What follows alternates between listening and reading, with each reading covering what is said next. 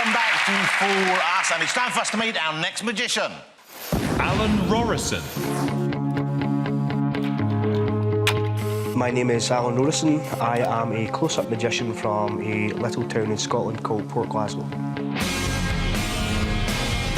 The town can be a little bit rough. If you mess up, someone will happily call you mid-routine just to think they've got one over on you, so you've got to get your chops up quick.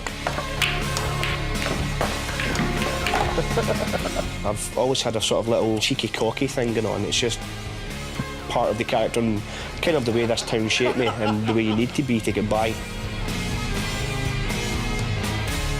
I prefer to find myself as like a sort of maybe underground-esque kind of guy. I don't go to all the magic clubs and stuff like that. I prefer just to hit a bar if I want to try out a new idea and just actually try it on people. If you're going to do magic, you should be able just to do it with anything. Whatever's lying about, you shouldn't need a special sort of circumstance.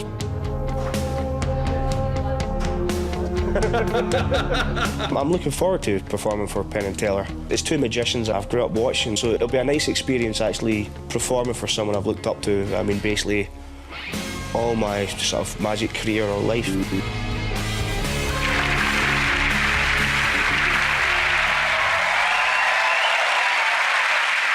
He's a great magician, but part of me thinks he also got booked just so I had to try and say his name. So here we are. Please welcome Mr. Alan Rorrison.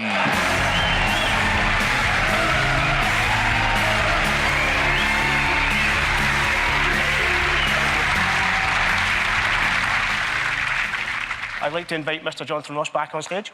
Thank you. Hello, Alan. Thank you, Taylor.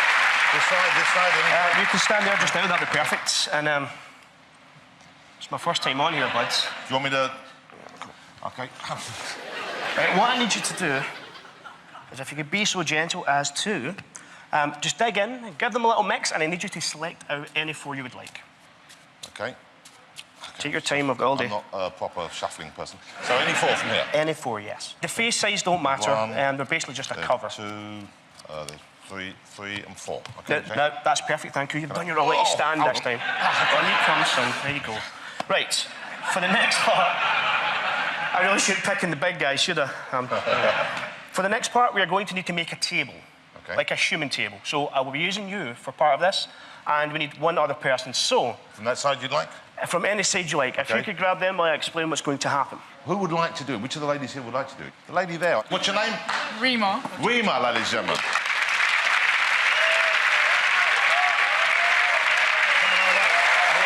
What's your name again? Right, now for this, I may as well explain the sort of genesis of this for me. Now, most magicians will practice either with cards or coins. I like to practice with both, so it is something I carry around a lot. For this, we also need a nice, big, fluffy mat and a nice, big, hard table. And the reason being is we will place the coins out into a nice little sort of square, and you cover each one of these up, OK? Now, what's going to happen is you start to cover all of these up, you're going to jump everything about. And it works in a very simple manner, just like this. If you tap, that will jump. Should be a round of applause, but I'll let you go. It's very dull, very boring. Now, again, all the magician would do is he would do this with all four of these, and he would clink, and everything would jump out the way. But... No. Don't applaud that, because in this one, you need the cards, you need the coins, you need the big fluffy mat. In fact, the mat's the most important thing. What that lets you do is sneakily put your thumb on things and pick it up as you're picking up with the cards and things like that. You can also slide stuff along. So I've decided to try and figure out a way that would get rid of the big fluffy mat, the table, and basically everything that we don't need. So what I've decided to do is take the mat and get rid of it. So I was aiming for your head there, did I miss? Sorry. It's too high for you, isn't it? So...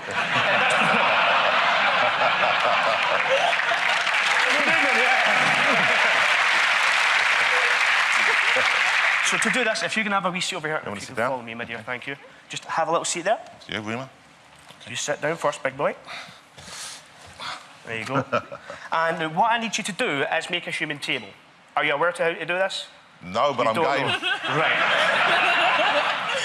Shall I? Go for it.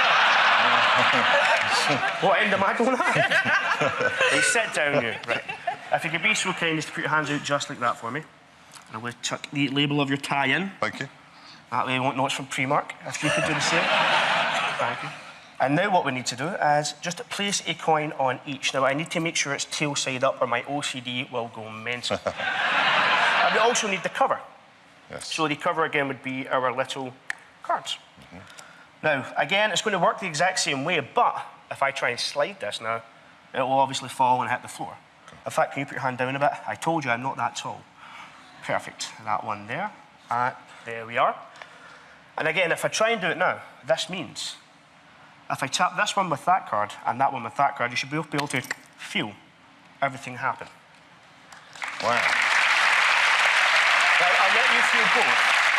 Because your hand is the receiving and the only one here, we will try and let you feel both of these. So if you just click, you should be able to feel both as it jumps. Now leaving 3 over here. And for the very last one, let me just try and see if I can do this. You can pop it and it will jump all the way over.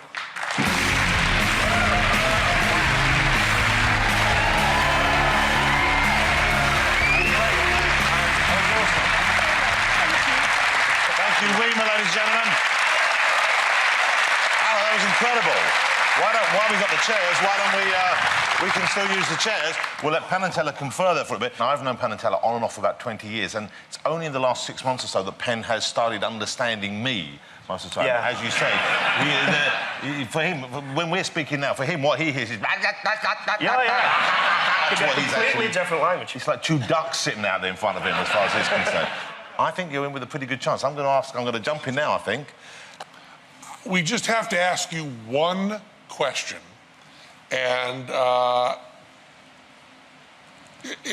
if we're wrong about this, you have fooled us. We're not going to try to sneak in a second guess because we don't have a second guess. If we don't know this, you fooled us. Would you just hold your hands up like this and just tell us, just honestly, I guess, could you do that routine exactly the same if you took off all your jewelry? What jewelry are you pertaining Rings? to? Bang on, bud. Okay. And I also have to add, he also fooled me. He fooled you? It was another Teller one. Wow. Thank you. He's too smart. Rorrison, ladies and gentlemen. Great performance. Well done. Thanks so much.